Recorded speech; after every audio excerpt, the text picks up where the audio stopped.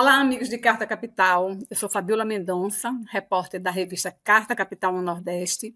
Estou aqui hoje para entrevistar uma convidada mais que especial, um exemplo de luta e coragem. Falo de Mirtes Renata, mãe do menino Miguel, morto em 2020, ao cair do nono andar de um prédio de luxo no Recife. No auge da pandemia de Covid-19, Mirtes precisou levar o filho para a casa de Sari Corte Real, na qual trabalhava como empregada doméstica.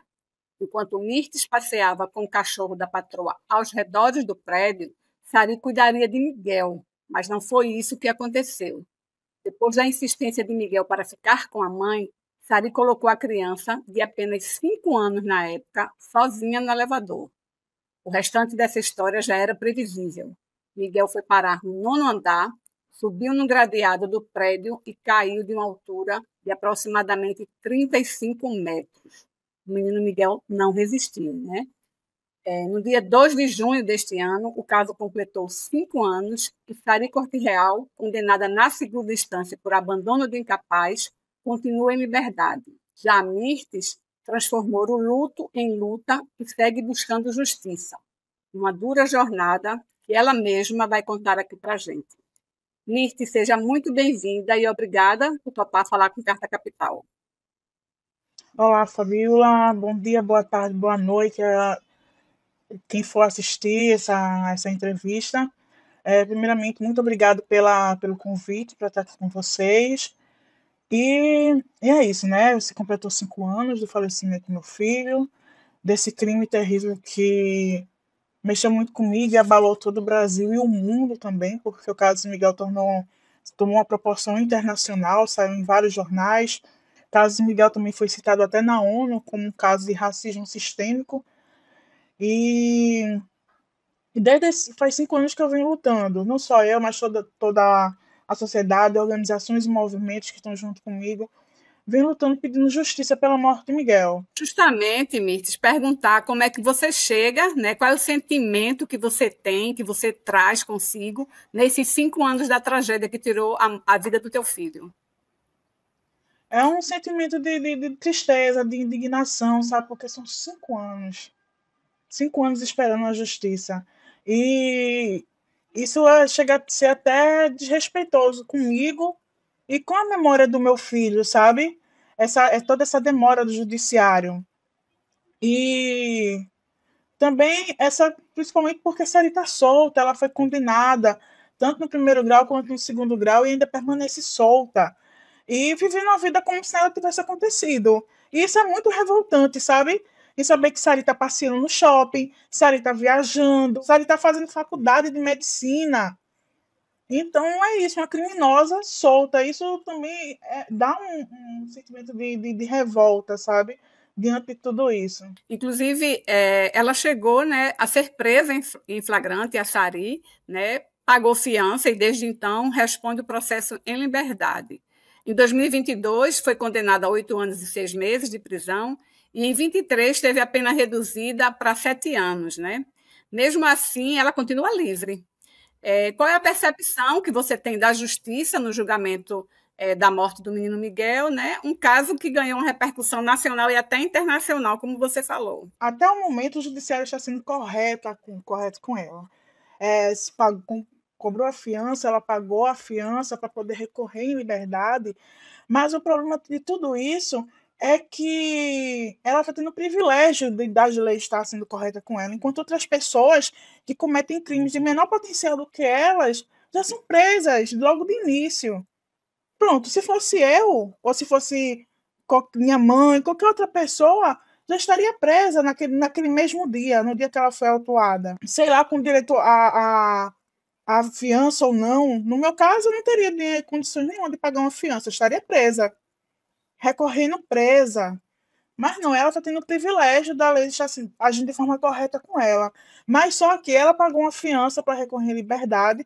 Essa fiança tem critérios a ser cumpridos e ela violou um dos critérios, porque, como ela pagou fiança, caso ela mude de endereço, ela precisa informar dentro do processo. Ela passou mais de um ano fora do domicílio, não informou dentro do processo. A gente sabia, mas a gente não tinha provas. No dia que a gente conseguiu a prova concreta mesmo de que ela estava fora do domicílio, A gente levou para o juiz, José Renato Bezerra, que era o juiz do primeiro grau, pedindo a ele que ela fosse presa, porque ela violou as condições da fiança. E o juiz negou a prisão de Sari.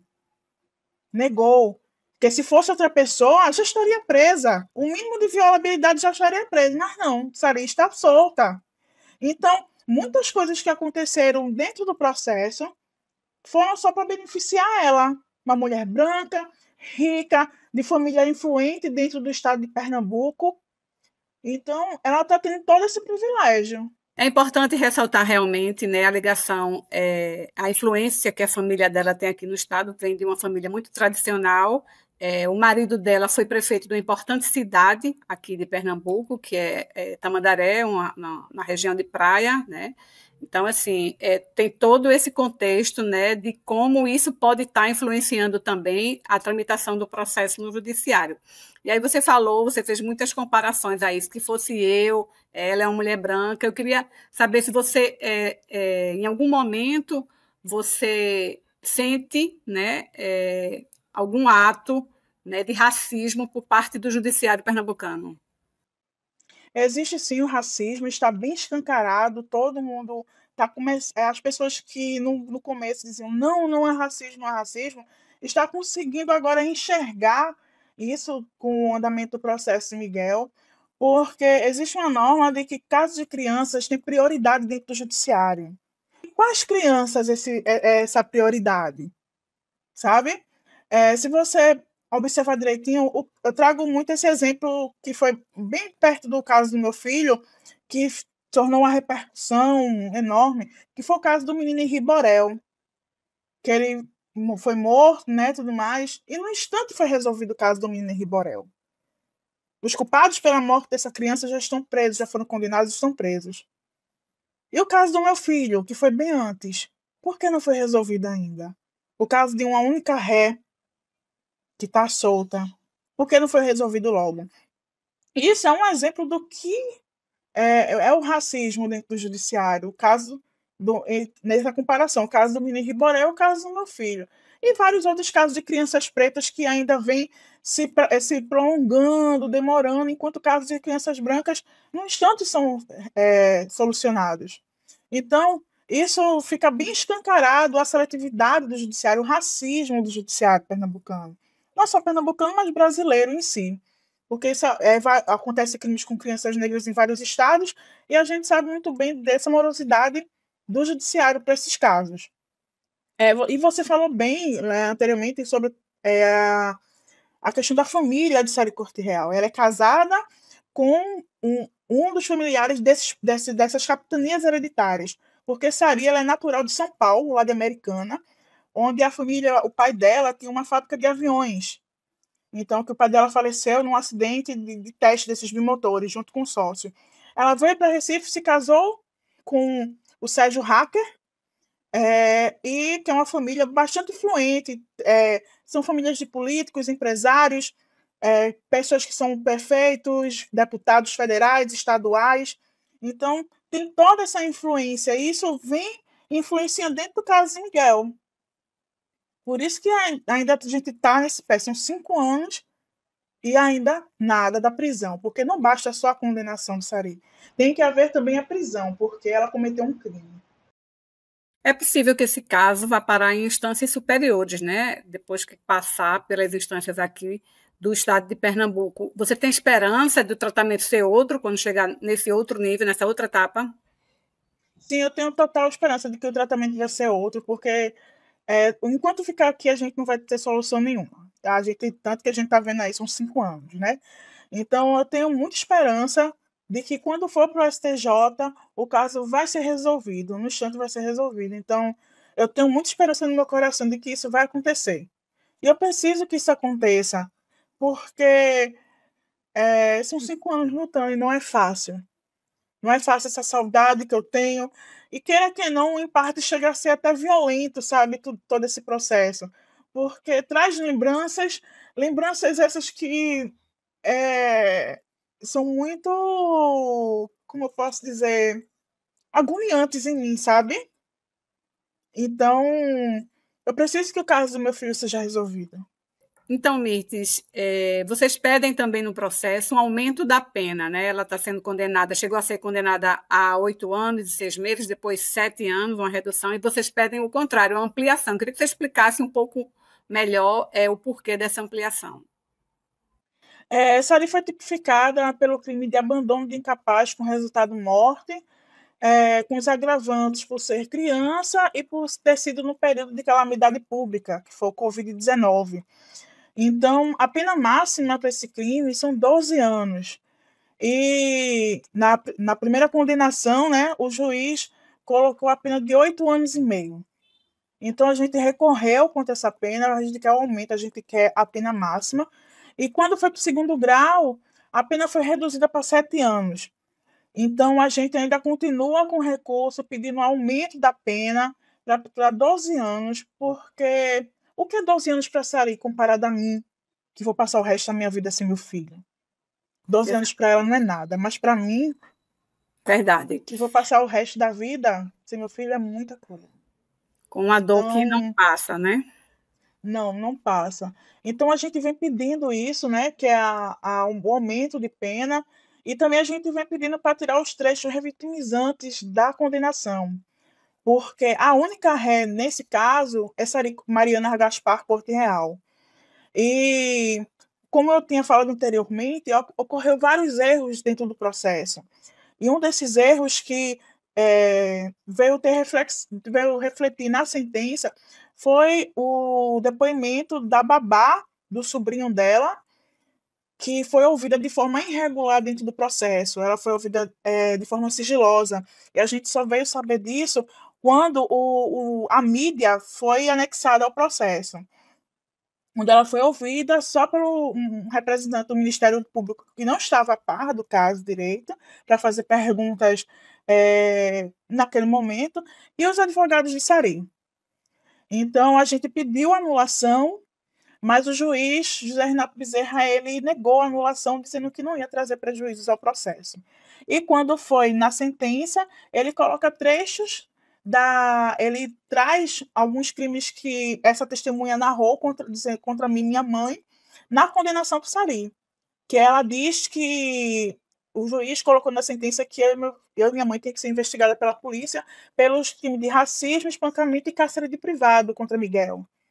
Então, a gente pediu para que fosse retirado esses trechos revitimizantes.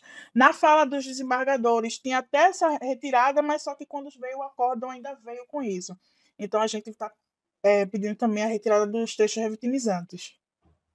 Como eu falei na abertura, você transformou a dor da partida de Miguel em luta, né? E se a gente for olhar as suas imagens daquela época, percebe uma mudança bastante significativa, seja na sua fala e consciência política, e até visualmente, né? Eu queria que você falasse um pouco do impacto da morte do seu filho na mudança da sua vida, e se nesse contexto você adquiriu uma consciência de classe. Eu já tinha uma consciência de classe, só não tinha muito essa questão, um conhecimento mais sobre a questão racial. Depois da morte do meu filho, passou-se mais ou menos depois de uns 6 meses aproximadamente, eu comecei a trabalhar em duas organizações parceiras, que é o Grupo Curumim e a Afro Resistance, que é dos Estados Unidos, onde eu passei por uma formação política e trabalhei com jovens e com meninas, né, no combate à violência. Então, ainda nesse período, eu comecei a fazer a faculdade de Direito, mas por uma questão de conhecimento, diante das coisas que eu estava vendo dentro do caso do meu filho. Então, eu comecei a trabalhar, a estudar, depois eu saí das organizações, hoje eu sou assessora parlamentar. Então, com o tempo, eu vim obtendo conhecimento e isso foi uma mudança muito grande na minha vida após a morte do meu filho. E essa mudança veio mais por questão de conhecimento mesmo, sabe? E as pessoas falam muito, Mirth, você mudou muito. Eu, sinceramente, eu não percebo, eu não tenho essa percepção. As pessoas de fora que dizem, né? Essa questão de conhecimento que eu falo, questão do visual mesmo, principalmente do cabelo, para o ambiente que eu trabalho, eu preciso estar minimamente organizada, minimamente bem vestida, maquiada, tudo mais, que é um ambiente que eu necessito que eu esteja assim. E o cabelo, eu fiz transição logo após a morte do meu filho, porque meu cabelo já estava caindo porque eu tive Covid. Eu até trabalhei com Covid, que era um desejo que eu já tinha de assumir meus crespos, mas só que naquele tempo não tinha tantos produtos que pudessem auxiliar nessa transição, sabe? E com o tempo eu fui fazendo e hoje estou aqui com meus crespos assumidíssimos, que eu amo muito. Mas é isso. E hoje estou tentando seguir um pouco a vida, mas assim, com a consciência de que tudo que eu venho fazendo hoje é para ajudar o próximo, a não passar pelas coisas que eu passei e venho passando. Mites, eu queria pegar um gancho em duas falas suas aí nessa resposta, que é a faculdade de Direito, que você está concluindo, e você ter ido trabalhar com Covid, né? Foi, digamos assim, obrigada, porque a pessoa que vai trabalhar com Covid é obrigada a trabalhar com Covid, né? E nessa conclusão do seu curso de Direito, você defendeu recentemente, alguns dias atrás, o seu trabalho de conclusão de curso, cujo tema é trabalho escravo contemporâneo, com foco em empregadas domésticas. Eu queria que você falasse um pouco dessa sua pesquisa e se tem alguma associação com o seu trabalho na época de empregada doméstica. Isso, eu defendi agora há pouco meu TCC, né, com o título Trabalho Escravo Contemporâneo, os Direitos Fundamentais, uma análise da proteção constitucional com foco nas trabalhadoras domésticas. Eu trago também desse meu trabalho, minha vivência como trabalhadora doméstica, trago até no anexo o acórdão, né, do Ministério Público, onde eles entraram com ação civil pública contra os meus antigos empregadores por violações de direitos, né, contratuais, entre outros, entre inúmeras violações que eles cometeram contra mim e minha mãe. Então, eu trago nesse tema, né, muito sobre as trabalhadoras domésticas, pelas violações de direitos que elas vêm sofrendo, mesmo com um avanço, né, com a emenda constitucional 72 de 2013, com a lei complementar 150 de 2015, que justamente no dia 2 de junho completou 10 anos, isso com muitos avanços, né, com relação aos direitos das trabalhadoras domésticas, mas também com alguns retrocessos. E também alguns pontos que precisam ser melhorados, como o seguro-desemprego, que um trabalhador, pronto, uma trabalhadora de loja ganha até 5 parcelas no seguro-desemprego, enquanto uma trabalhadora doméstica ganha até 3 parcelas. E isso é pouco para uma categoria que trabalha muito, que passa por várias situações. Trago também um pouco, né, os dados com relação a quem está nessa área, que são de maioria mulheres negras, que são de periferia, que estão em estado de vulnerabilidade social, mulheres do campo também, que vêm para a cidade em busca de emprego e trabalham nessas casas, e muitas vezes são mantidas em cárceres, elas são escravizadas. Então, trago no meu tema, né? Eu trago os exemplos de Madalena Gordiano, de Sônia Maria, que é um tema mais atual, né? Fala um pouco sobre o que cada uma delas passaram. E principalmente de Sônia Maria, que foi escravizada por um desembargador e que é uma pessoa que sabe dos limites e cometeu esse crime contra a Sônia. E hoje ele perde a guarda de Sônia, porque Sônia é uma pessoa que não tem escolaridade, que tem, não escuta e nem fala, que precisava estar fazendo cursos de Libras. Então, e hoje tem até uma campanha porque ele pediu Sônia de volta, e Sônia voltou para a casa dessas pessoas, e a família quer Sônia de volta para o seu lar. Então, é isso que eu trago no meu trabalho. Outro projeto que você participou recentemente foi a publicação de um livro, né, que traz as condições, as péssimas condições que vivem a maioria das empregadas domésticas, né, um livro organizado pelos professores da Universidade Federal José Afonso e Fabiana Moraes. Queria que você falasse um pouco, né, porque é um livro que traz muitas imagens mostrando como são os quartos, né, onde muitas empregadas dormem em condições insalubres, condições inclusive que destoam totalmente do restante da casa. Que você falasse um pouco desse trabalho, né, como nasceu o livro, o que vocês encontraram, o que vocês trazem nesse livro. Exato, Fabiola. É um projeto do professor, inicialmente do professor José Afonso, né, que ele traz um trabalho de fotografias, e ele ampliou esse projeto para um livro. Então, nesse livro traz as fotos de suíte masters, do quarto de empregada, deixa eu até mostrar aqui, essa aqui é a capa.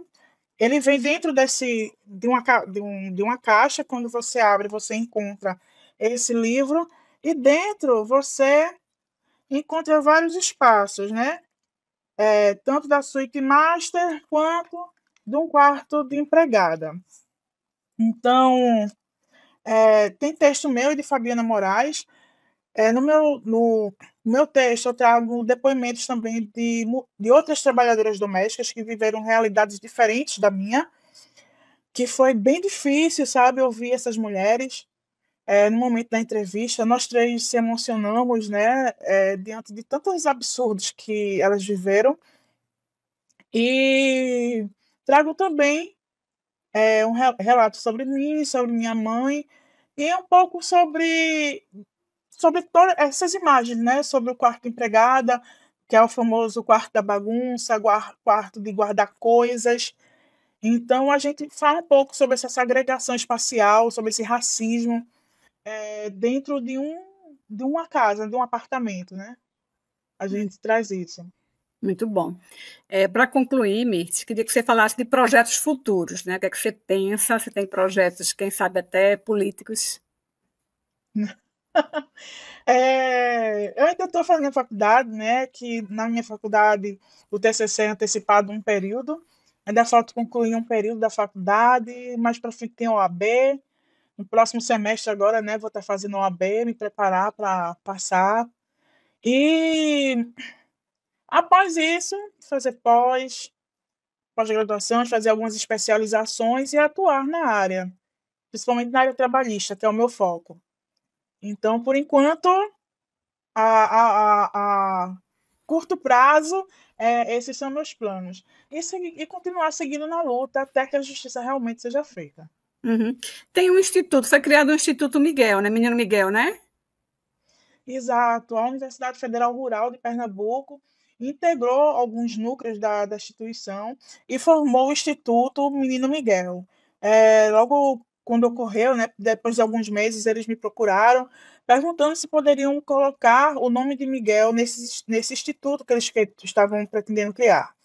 Então eu aceitei porque é uma homenagem ao meu filho e o trabalho que eles vêm desenvolvendo, que é voltado para a comunidade, não só acadêmica, mas a comunidade fora da academia também, é bem importante, sabe? Então eu me senti muito honrada em ter o nome do meu filho no Instituto. Maravilha, Mirtes.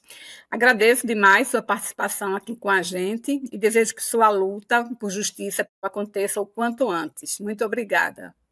Obrigada, Fabíola. Obrigada a todos.